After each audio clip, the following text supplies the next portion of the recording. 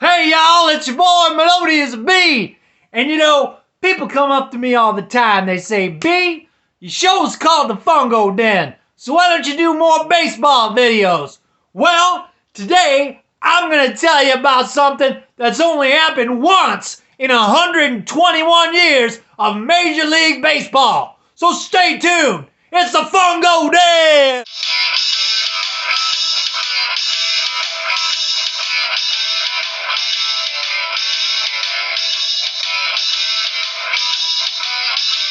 Hey y'all, today I want to talk to you about Lave Cross, who did something that's only been done once in the modern era of Major League Baseball.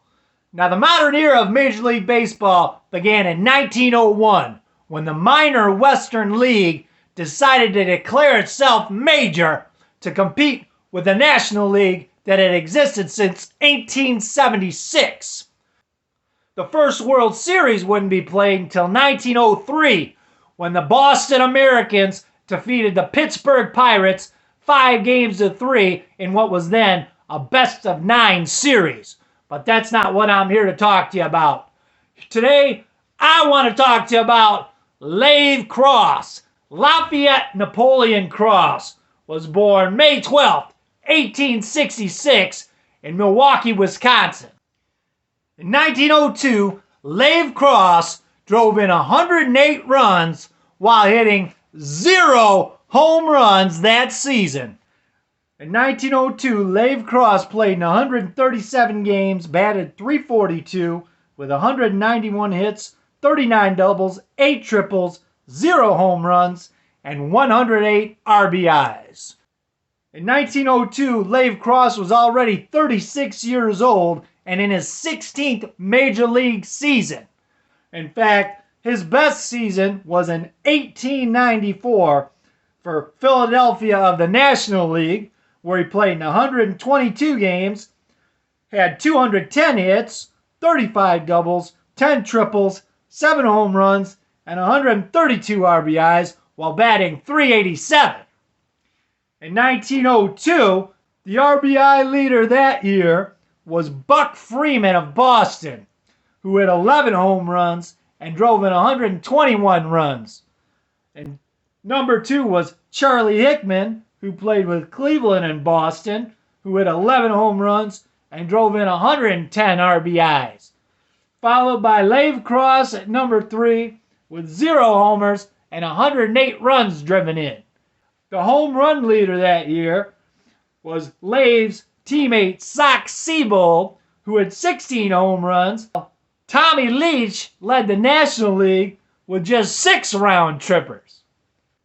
2 years later, while still with the Philadelphia Athletics, Lave Cross would drive in 77 runs with 0 home runs in 147 games before finishing his career in 1907 with the Washington Senators at age 41.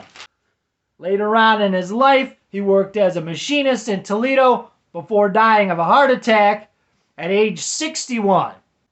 Now, throughout the dead ball era, it wasn't uncommon to see guys drive in over 100 runs while hitting fewer than 10 home runs throughout the regular season. In fact, it happened quite often with guys like Ty Cobb, Sam Crawford, Honus Wagner, Bobby Veach. Even throughout the 1920s and 30s and into the early 40s, it wasn't uncommon to see guys like Joe Cronin, Billy Rogel, Luke Appling, Pinky Higgins hitting fewer than 10 home runs, driving in over 100 runs. And then, of course, Pie Traynor, who had 6 seasons with over 100 RBIs and fewer than 10 home runs. In 1945, Dixie Walker was the last player in Major League history to lead the Major Leagues in RBIs with fewer than 10 home runs. That year, he hit 8 home runs and drove in 124 to lead the Major Leagues. But after that, it became more and more rare. Because let's face it, chicks don't dig singles hitters. They don't like station to station. I mean, we can talk about David Bowie later. But let's face it, Marilyn Monroe, she didn't marry the little professor or Vinny. She married Joltin' Joe. The last player in Major League history to hit fewer than 10 home runs and drive in over 100 runs was in 1996 when the great Paul Molitor, playing for the Minnesota Twins as a designated hitter, hit 9 home runs while driving in 113 runs. That year he had 225 hits and batted .341 for the Twinkies. The last National League player was Tommy Herr in 1985 for the St. Louis Cardinals. Tommy Herr had 8 home runs and 110 RBIs that year for the Redbirds. So there you have it. 1902, Lave Cross, 0 home runs, 108 RBIs, only player in 121 years to do it. There's your baseball video. See you next time on the Bongo Den. And until then, leave Woody alone.